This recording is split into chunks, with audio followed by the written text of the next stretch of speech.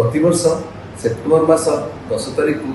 world suicide prevention day रूपे पालन कर दिवस मूल मंत्र है जदि कौन पिला आत्महत्या करने को चाहूँगी किसी लक्षण देखा कौन लोक देह सब लक्षण देखा आम आगु जापर प्रिभेन्ट कर तो आम आराम से विषय कथा कौन लोक जब मानसिक रोग स्वास्थ्य विषय कथा होमें दूरे दबानी गोटे टाबू बहुत जन भावती जे आत्महत्या विषय डिस्कसन कले आत्महत्या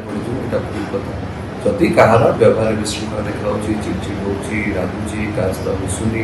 घर अंगार कर रोचे और सोशल मीडिया इंस्टा स्टेटस रखुची मु एका मो क्या पाखे टाइम ना बैकग्राउंड को ब्लैक कर दूसरी ये सब लक्षण जब आप पाइबे तुरंत एक मानसिक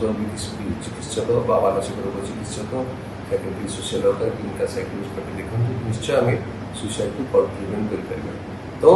समस्त को यहाँ रिक्वेस्ट करुँची आत्महत्या कौन प्रोब्लेम सल्यूशन हुए जहाँ भी आप प्रोब्लेम हो फेस करूँ फाइट करूँ डिफिट करूँ